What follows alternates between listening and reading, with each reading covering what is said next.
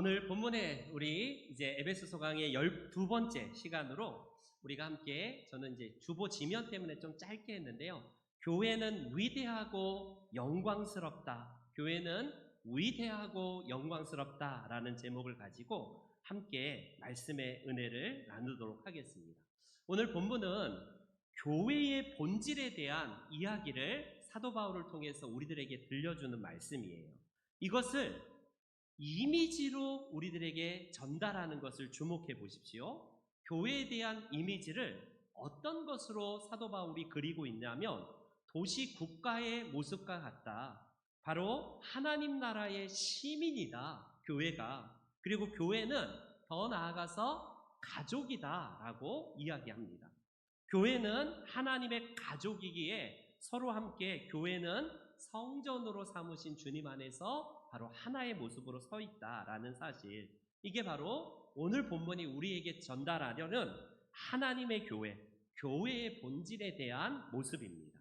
이거를 우리가 감을 잡기가 너무 뭐하니까 사도 바울은 이미지화 시켜서 아주 쉽게, 마치 그냥 우리 주일학교 아이들이 성경을 읽을 때 들려드릴 때 선생님이 뭐 옛날에는 뭐 PPT나 뭐 이렇게 붙이는 것도 하고 뭐 OHP도 했지만 요즘에 시각화하듯이 사도 바울은 교회가 바로 이런 이미지를 가지고 있다라고 하면서 표현할 길이 없기 때문에 이렇게 이미지로 보여주는 것을 볼 수 있습니다. 먼저 오늘 본문 19절을 다시 한번 볼게요. 19절을 보면요, 이런 말씀입니다. 같이 읽습니다. 시작. 나그네도 아니요 오직 성도들과 동일한 시민이요 하나님의 권속이라. 먼저 외인도 아니요 라고 합니다. 외인이 이게 뭘까? 일본 사람 외구할 때 그 외자는 이렇게 한글 쓰잖아요. 그 외인 그것도 아니고, 외인은 바깥의 사람, 즉 외국인이라는 뜻입니다. 쉽게 말하면 영어 성경을 보면 그냥 에일리언이라고 해요. 에일리언. 우리는 에일리언 하면 영화 에일리언하고 막 괴물, 그 우주 괴물 에일리언이잖아요. 그게 뭐냐면 바깥에 있는 외계인, 그걸 바로 외국인을 에일리언이라고 하는데 번역이 바로 똑같아요. 이 본문에서 우리가 전에는 외인, 즉 에일리언이었지만 이제는 에일리언이 아니다라고 말을 해요. 우리나라에 들어온 외노자들이 있습니다. 외국 노동자들 보세요. 여러분, 그들 무시하는 분들 굉장히 많은데 엘리트예요, 엘리트. 인도에서 박사학위 받으신 분들이고 막 석사 막 이상인 분들도 한국에 들어와서 그거 보세요. 그 나라에서 아무리 막 의사 박사라도 돈을 많이 못 버니까 한국에 들어와서 육체 노동 하시는 분들도 있대요. 오히려 우리나라가 훨씬 임금이 높으니까 그 나라 사람들은 다 엘리트 계열 사람도 많은데 단지 우리나라에 와서 그냥 외국인 노동자라고 해서 무시하는 경향이 얼마나 많습니까? 우리나라가 가난했던 시절에 독일이나 뭐 외국으로, 그리고 뭐 호주나 미국으로 이민 가서 그런 어려운 일들을 감당했잖아요. 그때처럼 우리가 무시받은 것처럼 우리도 이제는 어느덧 선진국의 대열에 들어섰다고 해서 그들을 무시하면 절대로 안 됩니다. 그런데 속성상 2000년 전에도 이 외인들, 이방인들, 에일리언들은요, 무시받고 늘 천시받았던 대상인 듯 싶어요. 그래서 본문에서 보니까 우리가 원래는 외인들이었지만 이제는 외인이 아니다, 외국인이 아니다라고 본문은 말합니다. 또 더 나아가서 나그네가 아니래요. 나그네. 여러분, 나그네가 있을까요? 오늘날 정처 없이 떠도는 나그네, 뭐 우리 무슨 나그네 서름 뭐 이런 가요 같은 것도 있지만 나그네는 오늘날 많이 보기는 어려워요. 지나가는 객인데 한둘밤 재워주시겠습니까? 이런 거 이제는 없잖아요. 무슨 사극에서나 나오는데 어찌되었건 나그네는요, 목적지가 있어서 이제 유랑하고 이제 그렇게 정착하지 못하는 사람을 일컫습니다.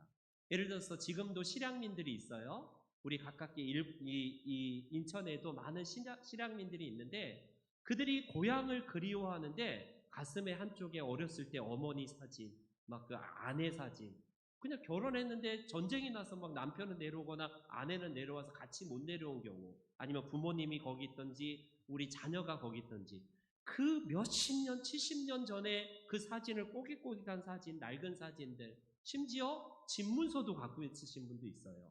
그곳에 가면 내가 내 땅인데 하면서 그 고향을 그리워하면서 통일되면 만나 뵙고 찾아가야지. 그런 실향민들을 쉽게 말하면 나그네라고 할 수 있습니다.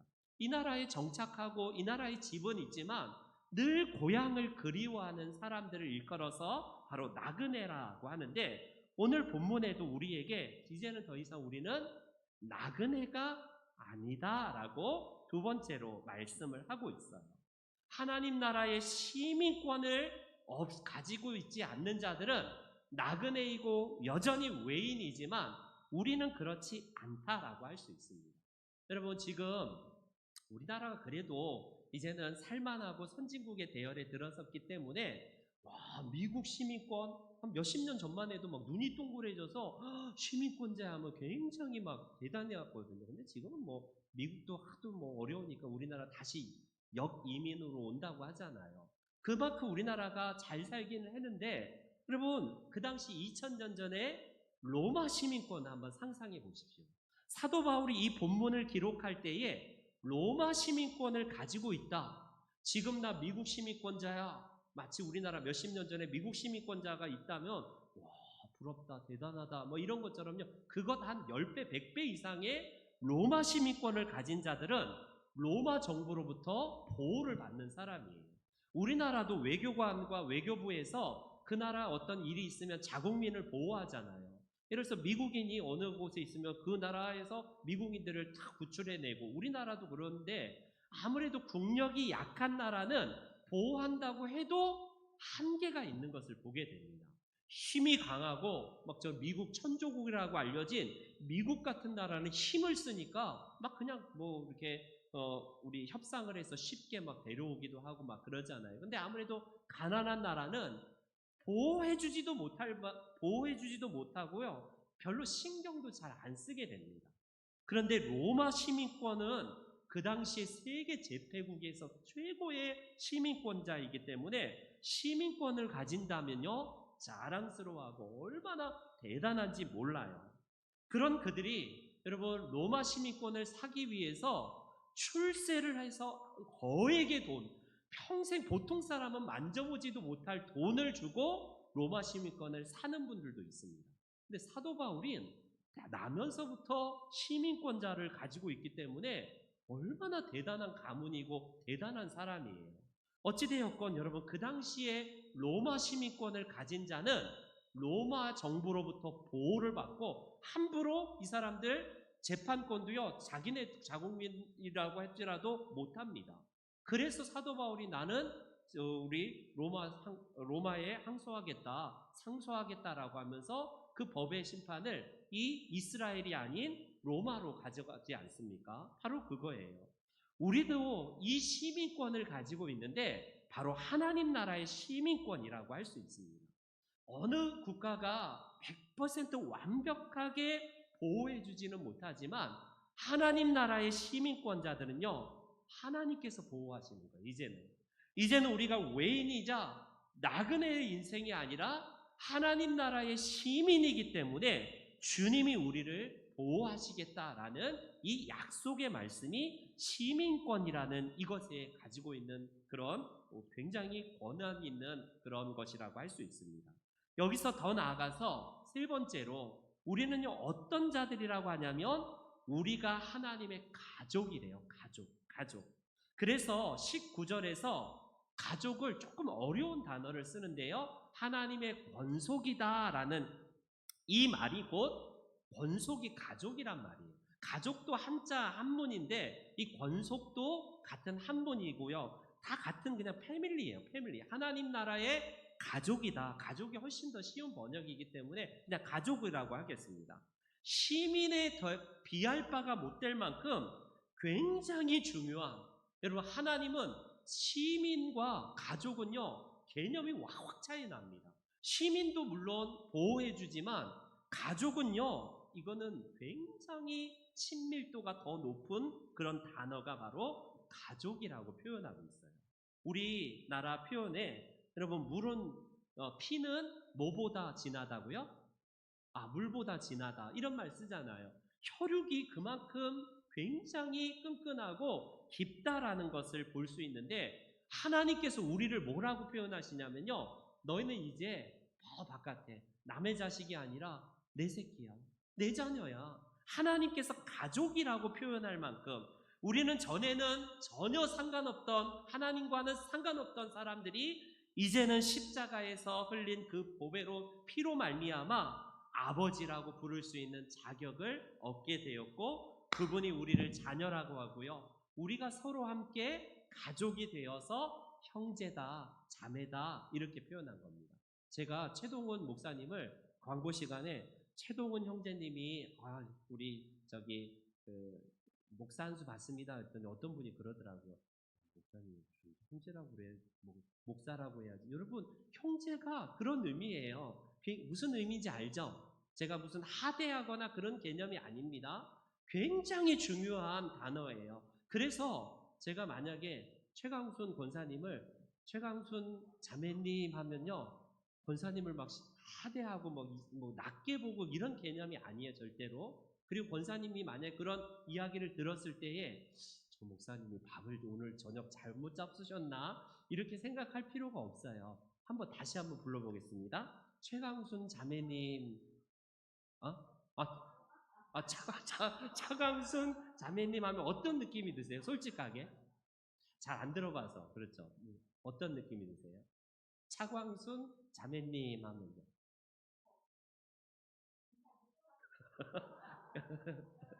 네네. 아멘. 네, 맞아요. 어찌되었건 하나님이 우리를 하나님 나라의 자녀로 우리가 서로 함께 가족으로 부르셨다라고. 직분이 하나님 나라 가면 뭐 천목사를 가서 맨날 천목사님 그럴 거예요. 다 형제 자매라니까 우리는 형제 자매. 여기서 더 나아가서 사도 바울은 그냥 가족이 아니라 더 핵심적으로 하나님의 가족이라고 표현을 합니다. 하나님의 가족. 그래서 우리가 하나님의 가족이 되었다는 의미는요. 하나님이 이제는 우리와 상관없는 먼 어르신이 아니에요. 여러분 아무리 윤석열 대통령이 바쁘더라도 죄송합니다. 윤석열 대통령은 자녀가 만약에 있는 바쁘신 분들, 공직에 계신 분들이 아무리 바빠도 자기의 밑에 사람한테 시키면 돼요. 웬만한 공적인 일들은 그냥 업무는 다 시키면 됩니다. 근데 집에 갔는데 할아버지야, 할아버지. 우리 총리가 집에 가서 할아버지가 있는데 할아버지인데 야 바빠 저리 가 힘들어 일어나요. 그 할아버지는 집에 가는 순간에 손자 바보, 손녀 바보가 되어서요. 막 애들이 뭐 놀아달라고 하면 놀아주고 말 태워주고 막 할아버지들 그러잖아요.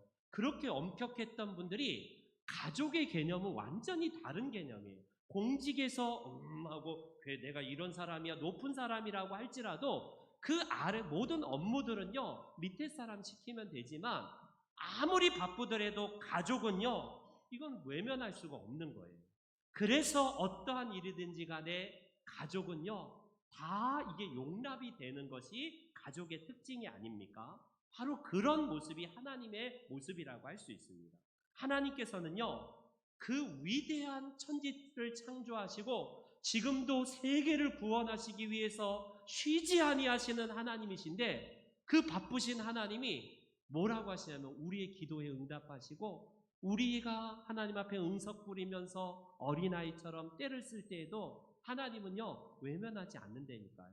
마치 우리의 손자 손녀 우리의 자녀들과 함께하고 대화를 들어주고 그들의 이야기와 함께하는 것처럼 그런 것처럼 똑같이 하나님은 그 바쁘신 분이 그 위대하고 막 세계 평화와 막 지구촌에 할 일도 많으신 우리 하나님이 저와 같은 별 볼 일 없는 목사 개인의 이야기를 들어주시고 저의 푸념을 들어주시고 저의 마음의 아픔을 하나님 앞에 이야기하면 하나님이 들어주시고 하나님 나 이런 일이 있었어요 기뻐하면 하나님이 동달아서 막 기뻐해 주시고 이게 오늘 우리의 하나님 아버지 우리의 아버지가 되시는 가족이 되시는 하나님이 우리에게 행하시는 일이다라고 할 수 있습니다.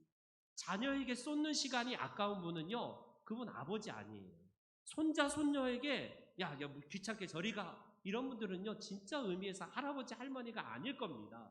아무리 바쁘더라도 아무리 엄하더라도 그들은 자녀이기 때문에, 가족이기 때문에, 손자 손녀이기 때문에 시간을 할애해주고 서로 함께 웃어주고 울어주는 게 가족 아닙니까? 하나님이 그런 거예요. 하나님이 놀랍게도.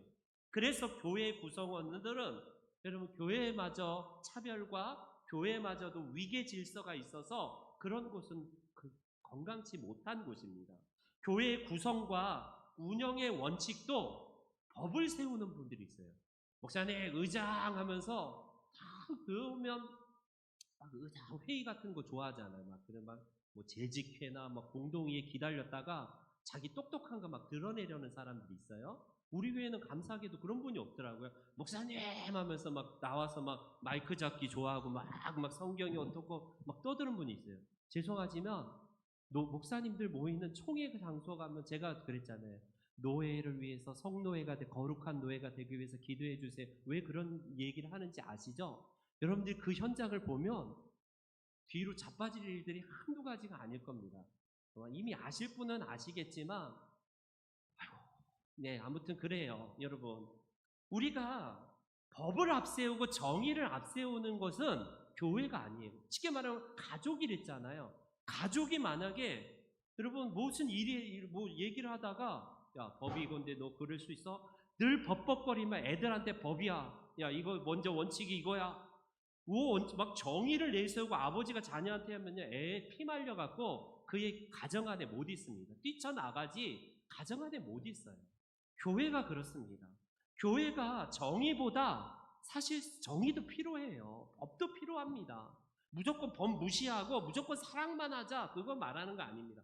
그러나 가족은 원칙적으로 여러분 넘어져도 그가 실수하더라도 사랑의 원리로 다시 보듬어 주는 것이 교회 아니에요? 마찬가지로 가정에서 연약한 아이가 있으면 가장 관심이 가고 가장 집중해서 케어를 합니다. 여러분 힘이 강한 아버지가 갓난아기보다 힘으로 치면 대단한 힘인데 그 힘의 논리로 막 그 자녀를 아기를 누르는 것이 가족입니까? 그것이 아니에요. 교회가 그렇다는 겁니다. 그래서 하나님은요 친교 모임이 아니라 교회는 가족이에요. 혈육의 가족이라고 할 수 있습니다. 그런데 더 심오한 하나님 나라의 원리를요 오늘 본질을 20절 말씀에는 더 나아가서 이렇게 말씀합니다. 20절 한번 본문을 띄워주세요. 20절 말씀 시작.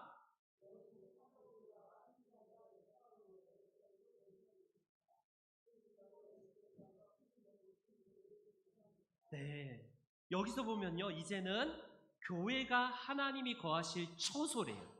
구약에는 우리가 잘 알듯이 여러분 구약에는 하나님이 거하실 처소가 별도의 장소에 있었습니다. 그곳에 가서야만이 성막이나 성전의 거룩한 장소로 구별되어서 그것도 다 못 가고 일부의 선택받은 사람만 한시적으로 하나님을 만나고 그 제사장 직분과 선지자들 일부만 만날 수 있던 것 아니겠습니까? 근데 하나님은 이제는 하나님이 거하실 처소에 특별히 우리를 삼으셨대요. 그래서 우리가 건물 하나하나의 구성원으로 재료들이 되어서 주님의 몸된 교회가 되었고 우리 안에 주님이 거하실 처소로 우리 주님이 여기 계신대요. 가족보다 더 정말 이미지를 더 확 우리가 다가올 수 있도록 건물의 이미지를 사용하고 있습니다. 여러분 만약에 이 건물이 있는데 기둥이 하나가 저거 필요 없으니까 저 기둥 좀 치워버려야겠다. 저기 앉아 계신 분이 안 보이니까 장로님 저거 좀 치워주세요 하면 이 건물 무너져 버려요.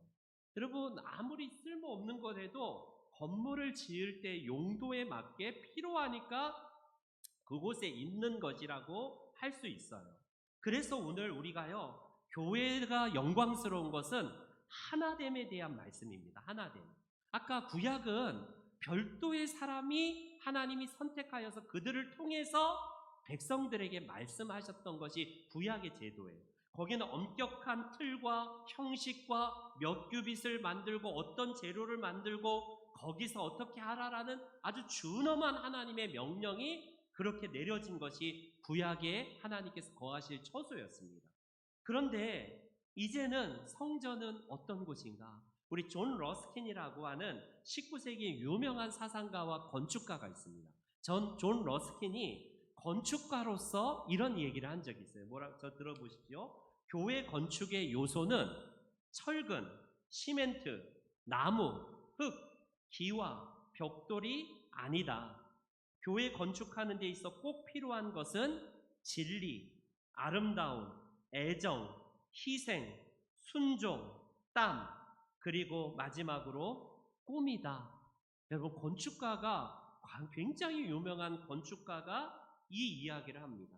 그러니까 보여지는 건물, 이 재료보다는 교회의 구성은 어떤 것이냐면 바로 굳건히 서 있는 하나님의 말씀으로 세워진 교회, 그 비전이 살아있고 하나님께서 명하신 말씀에 대한 순종이 있는 교회가 진정한 교회의 재료가 되어야 된다라고 말합니다. 그런 의미에서 몇 가지만 우리 오늘 본문에는 그 건축의 재료들을 한번 볼게요. 먼저 첫 번째로 이 교회는 사도들과 선지자들을 터 위에 서 있대요. 터. 우리가 우리말에 그런 말 있잖아요. 터가 안 좋아, 터가 안 좋아. 여러분, 터가 안 좋아 이런 말 쓰면 안 됩니다. 우리 그리스도인들은 사주팔자가 어떻고 무슨 여기에 뭐 지형이 어떻고 귀신 나올 것이 어떻고 그런 얘기 할 필요가 없어요. 거기에 눌려있는 사람이 그런 말을 들으면 귀신이 나온 것이고다. 여러분, 믿음으로 그런 것들은 아무것도 아닙니다. 제가 몇 번 말했죠. 귀신 나오는 집 되게 싸게 나오는 집 있으면 저한테 좀 말하라고. 돈이 제가 없으니까 긁어 먹으면 500만 원 모을 수 있으니까 평상시 원래는 한 2, 30억 하는데 귀신이 나와서 500만 원밖에 안 한다. 그럼 그런 집을 좀 저한테 소개시켜 주세요. 제가 밤새도록 귀신하고 복음 전하면서 나 여기서 살 건데 좀 나가줄래 하면 되니까요. 여러분, 어찌되었건 털은 뭐라고 하냐면 오늘 본문에서 사도들, 선지자들 터 위에 서 있대요. 이게 도대체 무슨 말일까? 그러면 교회는 예수님이 아니라 사도들과 선지자들, 구약의 선지자들의 그 바탕 위에 서 있다는 말인가? 여러분, 그 말이 아니라 사도와 선지자들은 복음을 증거하는 일을 합니다. 복음을 증거하는 그 주 핵심이 뭐예요? 예수 그리스도예요. 예수 그리스도. 그분의 십자가와 부활을 통하여서 우리가 다시 살게 되고 천국 백성이 되었다. 이 터, 바로 그리스도를 중심으로 하는 터가 되었다라는 사실을 말씀합니다. 전도할 때에 여러분, 우리가 예수 그리스도를 증거하는 이유가 바로 교회의 터는 예수 그리스도이기 때문에 그러해요. 그래서 예수님을 믿을 때에 우리는요, 말씀으로, 복음으로 우리가 듣고 그것에 깨닫게 되고 우리가 알게 모르게 교회에 들어오는 거 아닙니까? 어떤 분은 진짜 막 자다가 너 교회 가라 해갖고 정식 바짝 차려갖고 교회 오신 분들도 있어요. 근데 그런 일들은 거의 일어나지 않습니다. 대부분 사도들과 복음의 터, 바로 복음 증거를 통하여서 우리가 듣고 깨닫게 되고 마음을 움직이세요. 이번 주에 등록하신 분은 40년 동안 절에 가서 비나이다 하시던 분이래요. 그분이 40년 동안 비가 오나 눈이 오나 막 가서 절에 가서 그렇게 하는데 어느 날 그냥 내가 뭐 하고 있지? 하나님 위급할 때 부처님 찾는 게 아니라 하나님 찾더래요. 하나님. 그러니까 교회를 가봐야겠다 해서 교회를 오셨다고 이번 주에 그냥 오신 분이 그렇게 말씀하시더라고요. 그리고 그겁니다. 우리는요, 어떤 분은 그렇게 극적인 걸로 하나님이 마음을 움직이시는데 어찌되었건 이 사도들과 복음의 터, 바로 선지자들의 터는 성경의 진리 위에 세워져 있는, 즉 예수 그리스도의 반석 위에 세워진 교회가 바로 터다라는 말씀이에요. 두 번째, 터를 다진 다음에 이 복음의 기초 예수 그리스도라는 터를 다진 다음에 기둥을 세우는데 오늘 본문에는 모퉁이 돌로 소개를 합니다. 모퉁이 돌은 영어로 보면 코너스톤이에요. 코너스톤. 바로 고대 건축에서 골격이 되는 아주 중요한 돌을 의미합니다. 모든 건물의 규모를 결정하고 이 모퉁이 돌이요, 건축의 방향을 정하는 것이 이 모퉁이 돌이 하는 중요한 역할입니다. 거기다가 내리누르는 하중을 담당하기 위해서 그 딱 이 코너스톤이 이 모퉁이 돌이 딱 하중을 견디는 역할도 담당하게 됩니다. 바로 여러분, 이 모퉁이 돌이 누구예요? 우리 모퉁이 돌도 예수 그리스도를 의미합니다. 그분이 십자가의 무거운 짐으로 우리의 모든 죄짐을 다 짊어지셨고 그분이 죄의 짐을 지금도 지으심으로 말미암아 우리의 모든 죄를 다 사해 주신 분이에요. 날마다 우리의 죄짐을 그분께 내어드리고 우리의 근심 걱정의 짐을 예수님께 내어드리고 수고하고 무거운 짐진 자들아 다 내게로 오라 라고 하시면서 그분은 우리의 코너스톤, 모퉁이 돌이 되어서요 그분이 우리의 중심이 됩니다. 그래서 그분이 그 건물의 규모를 결정하고 방향을 이 모퉁이 돌이 결정하는 것처럼 예수님이라는 그분이 우리의 방향을 결정하고 우리의 규모와 우리의 모든 것들을 결정하는 분이 예수님이라는 의미를 오늘 본문은 말합니다. 세 번째, 터와 기둥이 세워졌어요. 그러면 이제 그 안에 채우는 일, 인테리어와 이제 채우는 일만 남아 있습니다. 다시 21절과 22절 말씀을 우리 함께 한 번 더 볼게요. 21절, 22절 자막에 나와 있습니다. 시작.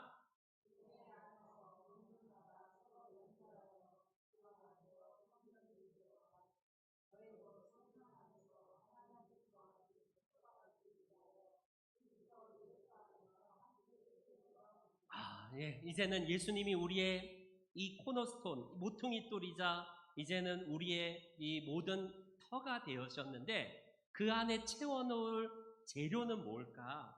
바로 그리스도인들이라고 말씀합니다. 그리스도인들. 벽돌을 여러분 채워넣을 때 벽돌을 차곡차곡 세우는 조적공, 이게 벽돌을 세우는 분들 보면 쓱쓱쓱쓱 이렇게 발라서 여기다가 시멘트나 이렇게 바르는데 예전에는 회반죽이라고 하잖아요. 몰약, 아니 몰타르라고 해갖고 회반죽을 딱 붙여갖고 서로 함께 딱 붙여서 건물을 세우는 것이 보편적인 건축의 방법입니다.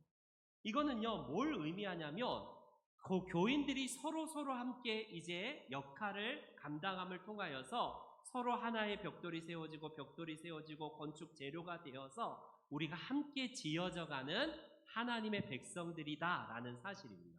그래서 그런지 오늘따라 저쪽에 벽돌분들이 같이 모여 앉아 계시잖아요. 좀 떨어 앉으셔도 되는데 다 모여 앉아. 주 안에서 한 가족, 예수 안에서 한 가족, 서로 함께 벽돌로 지어지고 있습니다. 서로 정말 친하셔서 저렇게 딱 같이 앉아있는 거 좋으세요.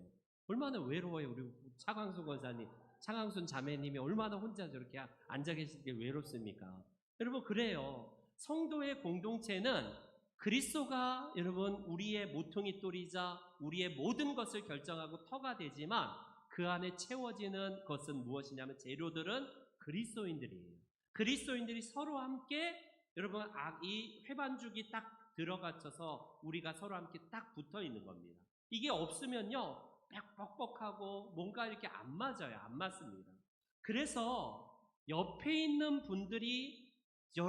분들과 내가 서로 함께 딱 붙고 서로 가족의 역할을 감당할 때에 이게 조화의 역할을 감당하는 거예요. 여러분 옆에 있는 분이 정말 주는 것 없이 미운 사람들 있을 수도 있어요. 갑자기 막 손을 원래 평상시에 안 친한데 오늘 갑자기 친하세요? 네. 어찌됐건 우리가 서로 함께 붙어 있을 때에 우리는 아까 그렇잖아요. 가족인데 실수할 때에 가족한테 늘 지적하는 아버지가 있다고 생각해 보세요. 너 그것도 못해? 밥 먹을 때 왜 다리 떨어? 매사에 공부할 때마다 막 쥐어잡고 막 그런다고 생각해 보세요. 제가 섬겼던 그 목사님은 서울대 출신인데 애들한테 늘 막 윽박 지르고 목사들 너 욕먹게 하지 마. 애들 둘 다 막 그렇게 잡으니까 애들이 다 튕겨져 나갔어요. 얼마나 막 잡으니 뭐 애들을 막 잡으니까 뭐 애들이 숨을 쉴 수가 없어요. 제가 고등부 담당할 때 애들 2명 다 튕겨져 나가서 학교도 안 가고 그냥 때려쳐버리고 애들이 빗나가더라고요. 얼마나 막 숨도 못 쉬게 하고 실수하면 막 그거 가지고 욱박지로 그러면 살아남습니까? 그게 가족이에요. 힘들 겁니다. 그 외에 우리가 완전하지 못한 그런데 놀랍게 불완전한 우리가 옆에 있는 사람이 보조해주고 같이 함께 실수를 보완해주면 이게 하나의 아름다운 건물이 되는 거예요. 완벽한 공동체는 없지만 우리가 함께 서로 함께 그리스도가 그 안에 들어가시고 그 안에서 회반죽의 역할을 하면서 서로 함께 아름다운 공동체로 지어져 가고 있다라고 본문은 말씀합니다. 우리는 부족한 존재예요. 부족한 존재. 늘 그렇잖아요. 남은 완벽하길 바래서 지적질하고 정죄하고 저것 하면서 막 이런 분들이 있습니다. 부족한 것들은 옆에 분들이 서로 함께 은사로 서로 함께 이게 회반죽이 되어서 서로 함께 아름다운 조화를 이루는 거예요. 신용복 선생이 있는데요. 그 감옥에서의 사색을 비롯해서 많은 책들이 굉장히 유명한데 이미 또 작고하시고 돌아가셨지만 저분이 이런 얘기를 한 적이 있습니다. 서예를 배우면서 깨달은 것이 있는데 서예는 다른 것이 아니라 조화다라는 말을 합니다.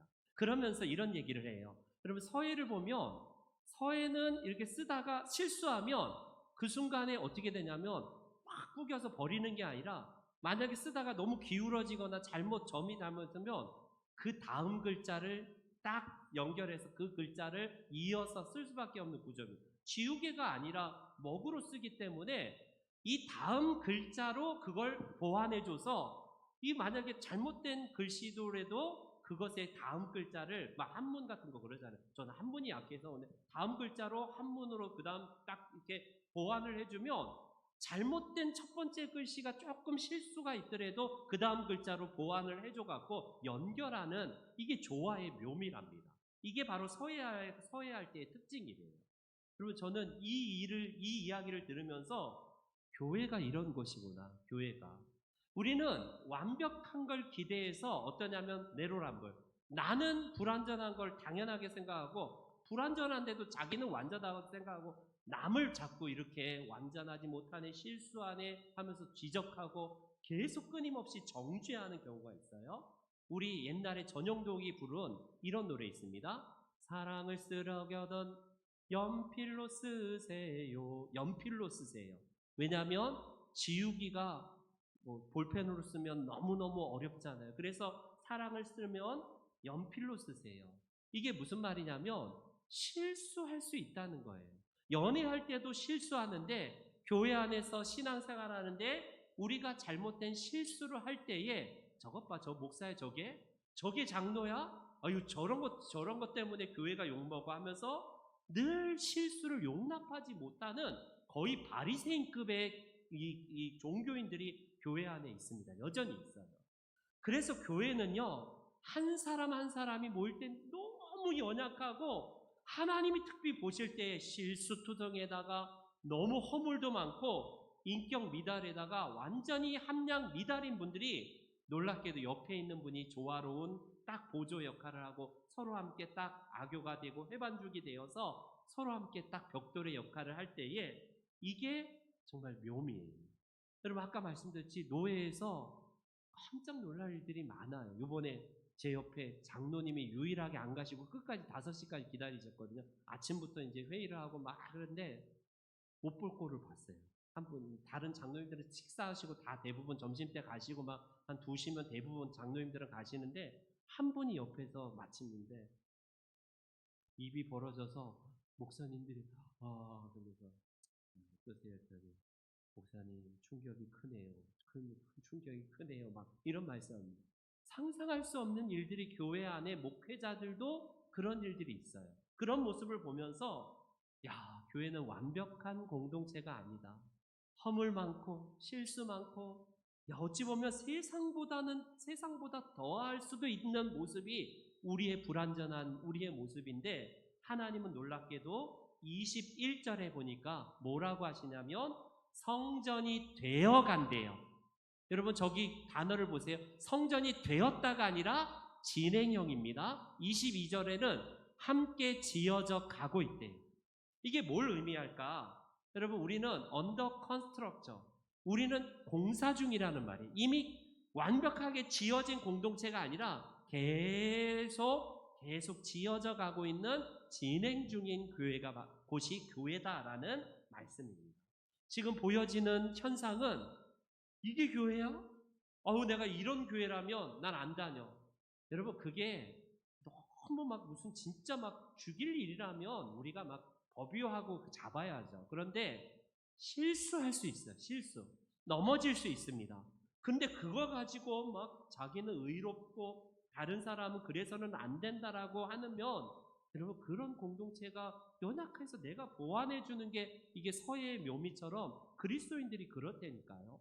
그래서 우리는요 거룩한 성전이라고 우리를 부르시고 하나님이 그 안에 거하신대요.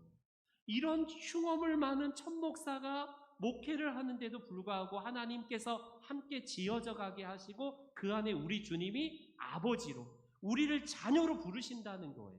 하나님도 우리를 정죄하지 않는데 우리가 하나님의 교회를 막 정죄하면서 한국교회가 이따위냐 뭐 목사가 어떠냐 저떠냐, 여러분 물론 비판받아야 할 일이 있어요. 제가 없다는 거 아닙니다.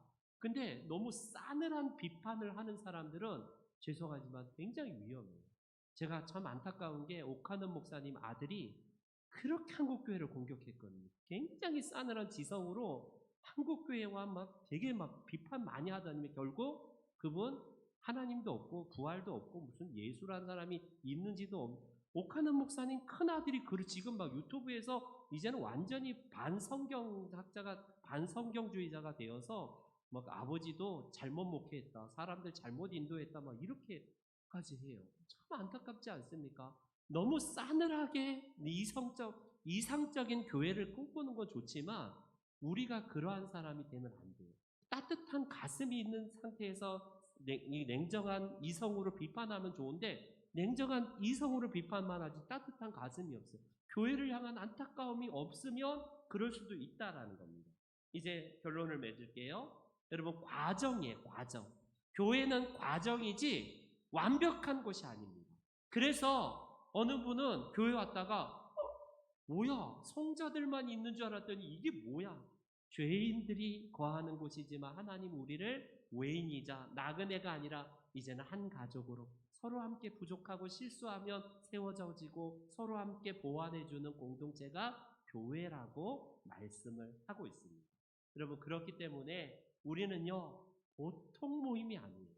우리가 대단한 세상의 모임 많잖아요. 뭐 굉장한 모임들 많습니다. 우리가 알고 있는 엘리트 그룹 뭐 IQ도 뭐 뛰어난 사람들은 별도로 모인 다음에 뭐 멘사클럽하고 하고 갑부들도 갑부들만의 모임도 있고 막 세상에 듣도 보도 못한 특별한 사람들의 그 엘리트 그룹의 모임들이 있습니다. 그런데 하나님은 그 모임이 아니라 우리를 처소 삼아 주시고 이곳에 하나님의 성전을 삼아 주셨대요. 여러분 2000년 전에 사도 바울이 쓸 때에 에베소에 어떤 성전이 있었는지 아십니까? 이방 신전 중에 이런 신전이 있어요. 한번 띄워주시겠어요? 여러분 아테네 신전인데 저곳에 7대 불가사의라고 할 수 있는, 여러분 그곳에 그 아데미 여신상이 저기에 있습니다.